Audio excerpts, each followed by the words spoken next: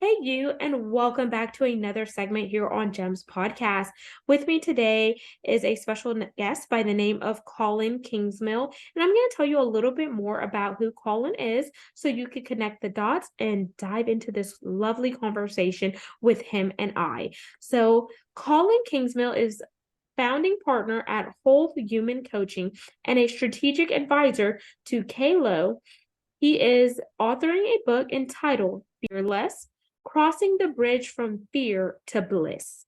When people get stuck at critical transition points, he assists them in deconstructing the stories in their heads to reconstruct a new narrative to move forward, live their authentic selves, and thrive. Key importance on thriving and authenticity.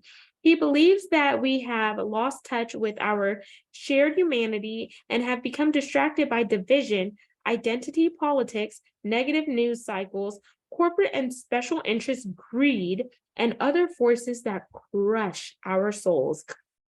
He is on a mission to help people rediscover their humanity, be fearless and free, and remember who they are and who they will be to change the world. I love that, y'all, because I always say each one of us was created to make an imprint, and that imprint is to drive impact. So, without further ado, let's welcome the man behind it all, Colin Kingsmill. Thank you so much for that introduction. I appreciate it. My pleasure, Colin. And I like to allow my guests to connect with the audience in a fun and personal manner. So there are two options you can choose from. We could either do a rapid fire 10-question game, emphasis on rapid, or an icebreaker. What are you in the mood for today? Oh, gosh, that's good. I'll do the 10 questions. Okay, y'all, we're playing rapid fire with Colin and Genesis. Do do do do do do.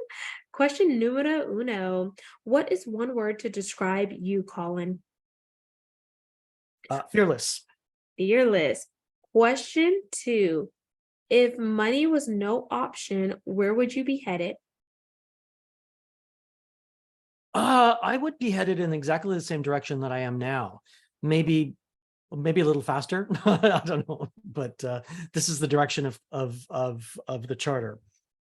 Question three. What is your happy place? In nature. Question four. What is one piece of advice that someone gave you when you were younger and you still hold on to it today? I think I forgot everything that people told me. I don't remember. Okay. I think, yeah, I don't remember. I don't have a piece of advice from that long ago. Well, I'm going to make this question five because I always believe wisdom is key. So, what is one Yeah. piece of advice you would give to the younger generation? Oh, that's a very good question. Be yourselves. Be yourself. Your authentic selves. Yeah. Be your authentic self. I love it because each one of us was authentically created. Question six. What is one thing you wish you could change, if anything? Nothing. Question seven. Do you have a mentor? I do, actually. I do. Okay. Yeah. I'll make this question eight. How important is it for people to have a mentor and or be a mentee? I think it's really important. I think it's critical to have somebody outside of your head to talk to. Question nine. You get 3 random acts of kindness to do per day. What would your 3 be for today? My 3 would probably be to get out in the community and help others that are maybe less fortunate than me or maybe a little older than me. Yeah, so really just to get out into the community and help people that might be lonely, that might need some help, that just might need a conversation or their groceries picked up. So that's where I would focus. 3 acts of kindness in the community. I love that. And it's very heart-centered because it shows how you're giving to those who may not be able to provide for themselves. And question 10, it is our pass or play question, and here are the rules. If you pass, our roles are reversed, and this is where you get to ask me a question. If you choose to play, I ask one last question to wrap up rapid fire. So are you passing or playing? I'll play. Okay, last question. You just came across a windfall of money. However, Mhm. to get your proceeds released to you, you must contribute to three charities of your choice. What charities are you contributing to? They would all be connected around to mental health, young adults, and children. I love that. Mental health, young adults, and children. And thank you, Colin, for playing rapid fire. I Hey, hope you bet. I hope you were able to have fun, and I hope you, audience, was able to learn a little bit more about Colin. So now we're going to switch gears into the main segment of the conversation, which is Mhm. around the work that you do today, as well as some of your Yep. heartstrings. And I know one of the things you like to talk about is really unpacking childhood trauma so you could Mhm. thrive as an adult. And the reason Yep. why I think this is so important is if you never deal with what you have endured in your childhood, sometimes those things will follow you into your adulthood, and you're wondering, why do I feel like I have certain limitations? Why do I Mhm. feel like I have imposter syndrome? Or why can't I Yep. achieve some of the things that I want to achieve? Not really realizing that you have certain remnants inside of you that could be mental, physical, emotionally, and spiritual blockage, which can come in the form of a trauma. So, Colin, I want you to think about what Mhm. I just said there. And Yep. I want you to tell the audience, number one, let's break down what trauma is, because there's Mhm. trauma could be multifaceted. Sure, sure. So trauma, and let's try and distinguish between sort of large T trauma and small T trauma. Large T trauma is the kind of stuff that you see in the news that or you hear reporting about it that is often violent and sort of extreme, and might be related to, horrible things like child abuse, and other sort of atrocities around us. But small T trauma can be just as impactful, right? And by small T trauma, I mean things like a divorce, things like a family separation, things like the departure of a father or a mother, the passing of a father or a mother prematurely. There's all sorts of, bullying at school, all of these things that might not be headline news, but they have an impact on you. And earlier when you said, these things can affect you and you can carry them through life, I would argue that they absolutely affect you, and that we almost always carry them through life. And it's only when you get to recognize the trauma, go back and dig it up, and work on it and work through it, that allows you to liberate yourself from that conditioning. I think we grow up and we see life through these lenses, right? So you and I have glasses on, and early childhood trauma, basically what it does, it's like having more glass in front of, more lenses, that so you don't see clearly, right? And the work that I do is to help people deconstruct those stories, those narratives, those conditionings that they might have, to really just free them up, and so that their pathway is clear of those remnants from the past. Yes, and I like that, because what you're doing is, in a sense, it's going to discover that RCA, that root cause analysis behind some of that trauma. And I feel like here, personally speaking, that sometimes people allow fear to condition them to the point where they have suppressed that childhood trauma because of how it feels. So they've just buried it deep down, and they don't really Yeah. realize that they have buried it deep down until another life circumstance comes along and it triggers some of those emotions that then drive them back to that same place that they were when that issue or situation has arise. And they're like, I thought I was over this. I never knew I was carrying this around. But that's what Yeah. happens when certain people, depending on how you grow up, has been taught to suppress certain childhood traumas. And it could be culturally, it could be religion, it could be out of fear, so many different things. And I feel depending on what that childhood trauma is, it may be taboo to talk about it. So, with you focusing on childhood trauma, Colin, what made you zero in on this area particular? Well, there was a couple of things that intersected for me in the last few years, and one of them primarily has been the work by Gabor Mate on compassionate inquiry, healing trauma, healing kind of societal trauma. And his latest book is called The Myth of Normal, and it's about healing trauma in a toxic culture. And that was really a very much an eye opener for me. But I also had a personal experience just recently of getting handed a gift of letters, or an envelope of letters that were letters written from my mother to her best friend in when I was a child, the 1970s. I was never supposed to see those letters or receive them, and they confirmed to me a very different life than I thought I had.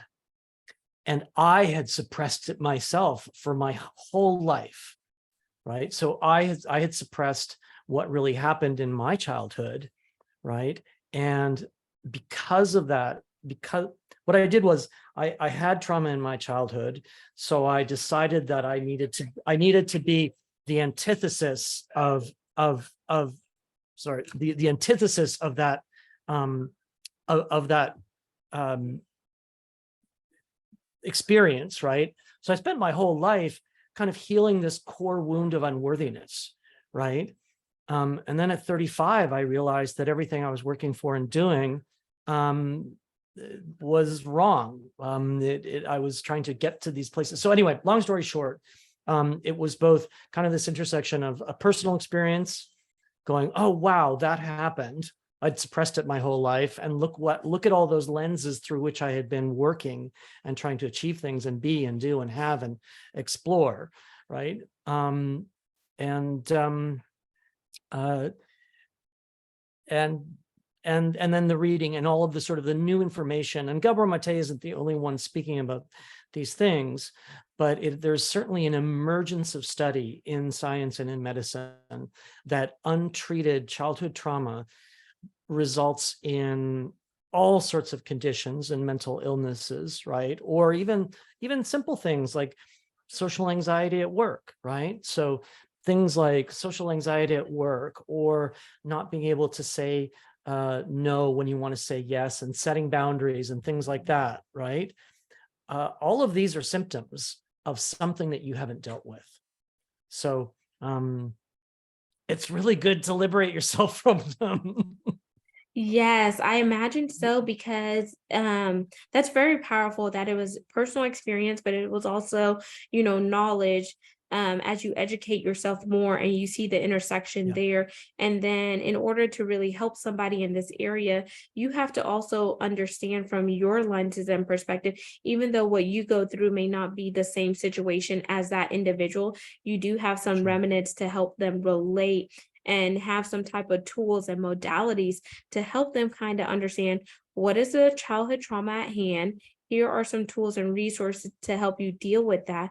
And then also show a sense that you are human, just like they're human, and you could begin to bridge and connect the dots. And I feel like sometimes when we get away from human nature and we start to be head heavy and think that it's all about us, we truly lose the sense of connection with somebody else who you may be able to really help and impact if you see it from a different lens and perspective. And I love the fact that you brought up the fact that we have glasses. So if I take off my glasses, I know that's Colin, but I can't make out all of his facial features. But it is Right. until I put back on my lenses, y'all, that I get to see things with clear focus and precision. So sometimes it is switching our perspectives a bit to have clarity, to have focus, and to really own in And we have to do that internally as well as externally. And if you don't do the internal work, externally, things may not come into alignment when you need them to be in alignment. So you'll be going around that mountain, metaphorically speaking, a lot longer than if you would just stop, pause, do the work, do the work internally, talk about it externally, get the tools and resources to really help you liberate and go from caged in, like as if you were in a prison within your own body and your own mind, to really thriving and living free in the outside world. Would you say that's a good analysis there, Colin? I think that's a great analysis. I think that's a great analysis. And there's another resource, if I can mention one, Yeah, go ahead. the recent book by Martha Beck called The Way of Integrity. And it's really kind of connected to this, about when you are not, like you just said, when you're not living in your authentic self, right? And you're people pleasing, or you're trying to be this, or you're trying to be that, or you're not being the person who you know inside, that is really, really detrimental. And it's not helping anybody. You think it might be, but it's not. So Yeah, yeah, and completely agree. I love that you brought up that other resource with Martha Beck, because that also feeds into another thing that you talk about is overcoming fear, which helps you deconstruct old narratives to build new Mm, ones and thrive. So that also goes back to the point is, if you don't address the things that are hidden, you're not going to be able to readdress things that you want to achieve, because certain things have not been addressed head on. And they always say whatever gets done in the dark will come to the light, but it may not come to light right away. So you have to think about that trauma as that dark time, or think about it as that storm in your life. But remember, every time there's a storm, the sun does come out, the rainbow does come out, after the storm passes. So that trauma was just your dark, gloomy season, but you're not always going to deal with that if you address it head on, is how I like to say it. And if I could be completely transparent, I recently went through trauma in my own life mm, last month, where my husband and I had a miscarriage with our second child. And that was I'm so very sorry. traumatizing. But if I keep that internally and don't talk about it, because a lot of people don't talk about miscarriages, especially women, I don't Yeah. know how that is going to help somebody else. But if I'm, fully transparent, said this is what I went through and it was traumatizing, then it may encourage another woman to share about her going through a miscarriage. And I recently shared that. And I encountered a woman who said, I actually had 4 miscarriages before having my son. And something as hurtful and heart-wrenching as a miscarriage ended up being a small silver lining to a conversation. And then we begin to truly connect, not just on a professional level, but also on a personal level. And it was freeing Mhm. and liberating, because she's like, sometimes you don't know who to talk to about it, because you don't know if that person has experienced that. And that's my example of trauma. Look, I think that's a golden rule, right? That we talk about these things. So often trauma, whether it's recent or whether it's from the past or your childhood, we're not taught to talk about these things, right? Women aren't taught to talk about these things. Men aren't taught to talk about these things. In fact, we're really good at putting up walls and masks, right? Um, so that's, part of my work is really to help destigmatize mental health, right? And the conversations around mental health. You just have to look at the statistics in the United States on where all these issues are, right? And they're just getting harder and harder. So it's time to, shout from the mountaintops and do the things like you're doing, the good work with podcasting and having these conversations. I think it's really, really important. Thank you, Colin. And one thing that you did highlight early on in the conversation is bullying, which could be a form of Mhm. childhood trauma, which I also Yep. endured that. And I feel like Yeah. bullying, experience that during your childhood, can also make you standoffish whenever you enter the workforce, whether you're, I see, an individual contributor, or if you are, the owner of a company, because you may not feel like you have all competencies in comparison to some of your colleagues that may be on the same level as you, or those above you because of the childhood trauma, because you were beaten down in that space. You don't feel like you are able to really be your whole self, given some of the things that have been said and done to you when you were a childhood. And that could be Yeah. something that is carried over into your adulthood, which can affect your performance. But then you're wondering why you aren't performing optimally. But it could also be due to that imposter syndrome, which could stem from that childhood bullying. But if you never take time to really roadmap it out on, why am I doing what I'm doing? Why do I feel like, I'm incompetent? Why do I have fear of speaking up or standing out in certain stakeholder meetings? Why do I not want to, move into this position of management or leadership? There are so many different angles you could take it, but then if you don't really take time to understand who you are, not what they want you to be, then you're not Mhm. really, pinpointing those traumatizing experiences in your life. And I'm speaking from experiences because it took me a while to really, be seen and heard based on that Mhm. childhood bullying that I went through. And that's my personal story. But how many other people are listening and you feel like me? And you feel like, why does it even matter? Why can't I just come here, collect my coins or whatnot? Or why can't I just work on my business? But the thing is, sometimes you work in your business versus work on your business because of that No, childhood bullying. yeah, very, very good point. That's a great analogy. And that's why, so much of my work is deconstructing those narratives and those stories and those belief systems in your head, right? Let's break them down. Okay. And we don't have to stay in sort of therapy mode for years on end, but let's discover and identify what the stories are, right? Break them down. Decide what the new picture of you is going to look like, right? And then break that down into achievable goals, and then rebuild the new stories and rebuild the new narratives. Because probably if you had any kind of trauma in childhood, or even just a difficult childhood with bullying, that is hindering you today, and you don't even know it. And the symptoms, because I think what happens also, Genesis, is we normalize not being normal. And that's what Gabor Mate's book is so good, right? It's the myth of normal, that we're supposed to be stressed out all the time, that we're supposed to have some anxiety, that depression is okay, and we just go and get medicated for it, right? But that's just not normal. I mean, it's been normalized, right?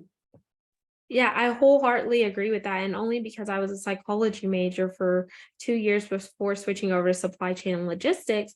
And I did not agree with some of the things I was learning in class. And I said, I don't believe that the pharmaceutical company is really there to help certain individuals in certain aspects, because pharmaceutical companies push drugs to physicians. Those drugs are then offloaded to the patient. And then some of those drugs cause side effects. And whenever those side effects happen, they then prescribe another drug. Or think about this way, in the mental health industry, there's so many children to young adults to adults that are on those pharmaceutical drugs for ADHD, for other things within that spectrum, schizophrenia, bipolar, you name it. And whenever they get on those pharmaceutical drugs, it's a lot harder to take those individuals off of those, you know, Yep. pharmaceutical drugs, based on how certain wiring or whatnot changes within their body. And I'm not, a doctor or anything. So I want to put that disclaimer out there. I am a supply chain professional, but I Sure. did spend some time, studying psychology. And I feel like if we don't address the root of, Western medicine versus holistic medicine and etc., then I feel like all we're doing is pumping individuals up with certain medications when we're not really getting to the root cause. Yes, some individuals do need that medication to help them live, but that's not the end all be all for that individual to be functioning and truly thrive in society. And there are now more studies and cases that proven that some individuals who were on those pharmaceutical versus getting off certain pharmaceutical drugs that are doing other modalities has really thrived in society. But let's be real, pharmaceutical companies, physicians aren't going to tell you that, because they're backed by so much dollars and money and whatever the insurance is going to pay for and cover and all of that. And I feel like sometimes people see it as a business and a money, but they don't look at the holistic aspect of that.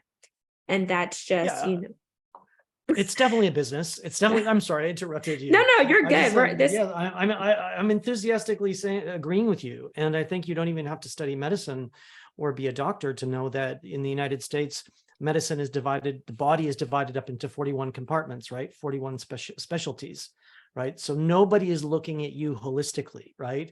Nobody is, you'll come in and say, I have anxiety and depression, and you'll get 2 pills.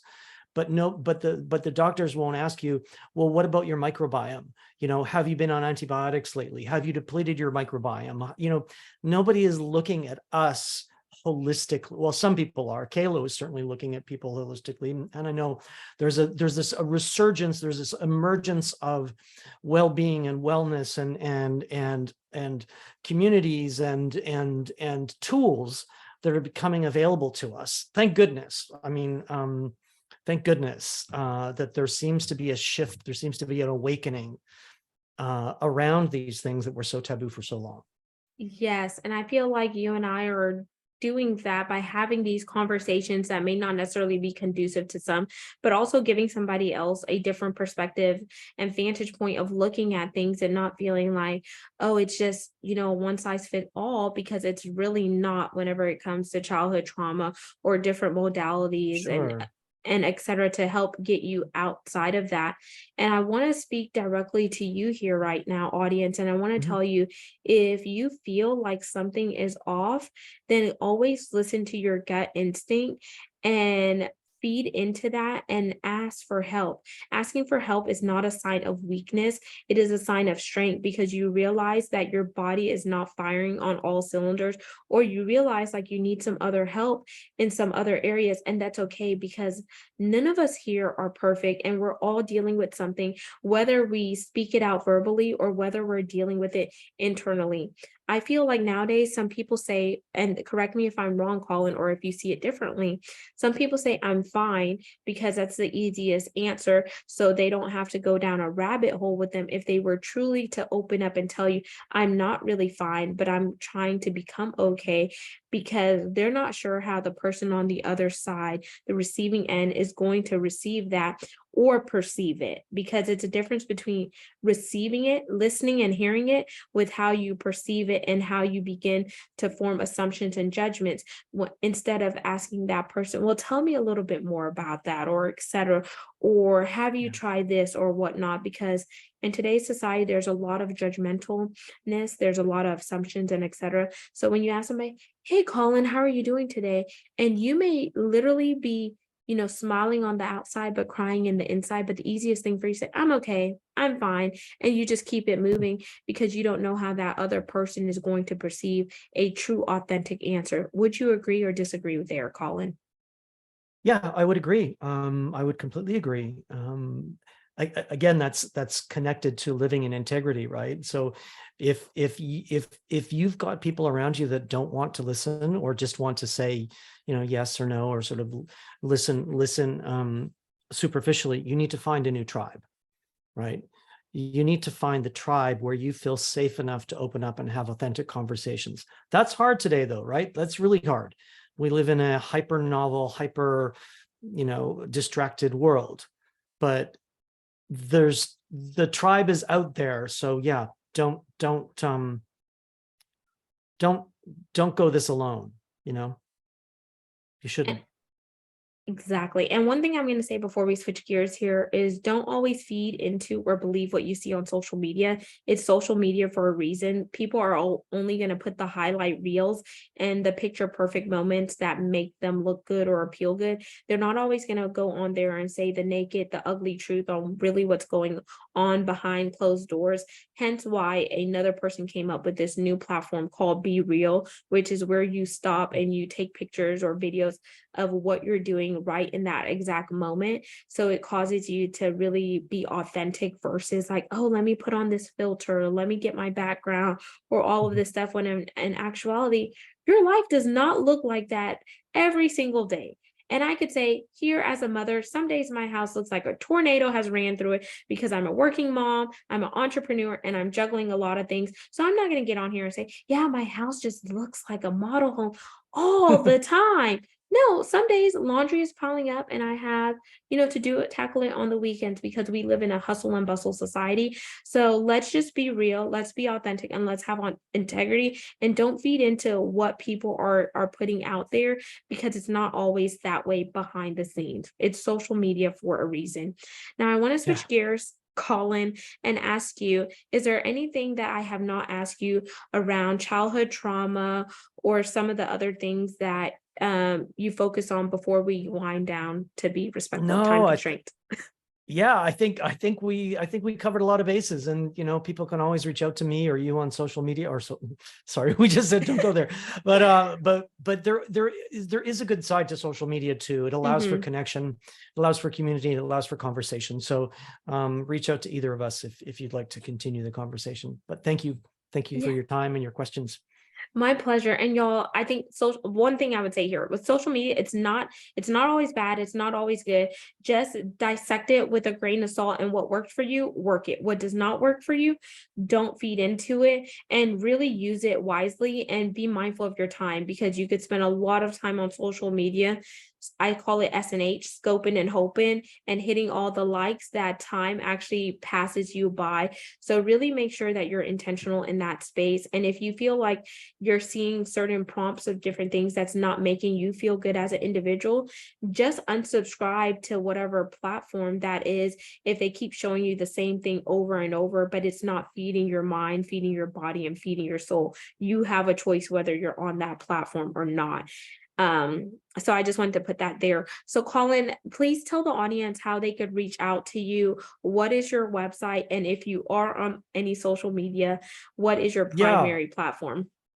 sure, of course. So my website is just colinkingsmill.com. That's easy. I'm on LinkedIn, same name.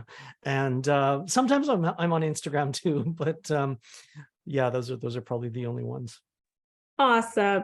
And do you have a call to action for the audience today? Because what good is hearing this material if you're not going to take what you have heard and apply it so you can be better and thrive? Yeah, I mean, the call to action is recognize it, and you can start pivoting today. You can start telling yourself a different story as of now. Doesn't have to be this way. And there you have it. You just heard Colin Kingsmill here on Gems podcast. It has been a pleasure really unpacking this subject on childhood trauma, deconstructing old narratives, building new ones, helping you thrive. Because remember, you have the vision. So write the vision and make it plain. But in order for you to really live and walk out your vision, you have to scrub away old mindsets, shake off those old paradigms, and really liberate yourself to who you want to be, not what the world or society wants you to be. Do some self reflection and do the inner work so you can show up whole, optimally, and really be you, because you were created for such a time as this. And if you don't believe or walk out your purpose and your calling, then you're just going to be another tombstone, another urn, or etc. that past time by not really igniting what you were created to do. And I definitely don't want that to happen.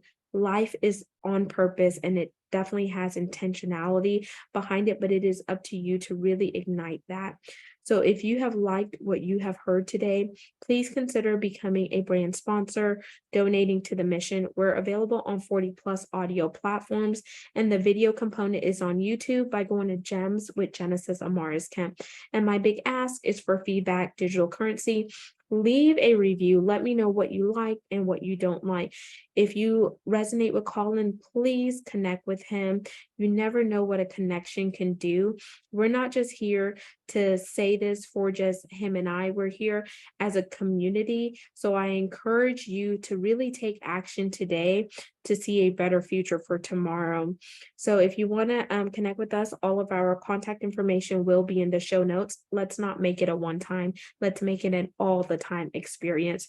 And I hope you have an amazing day. Signing out, Genesis Amaris Kemp, and Colin Colin. Kingsmill, thank you so much. Woo! That's a wrap, y'all.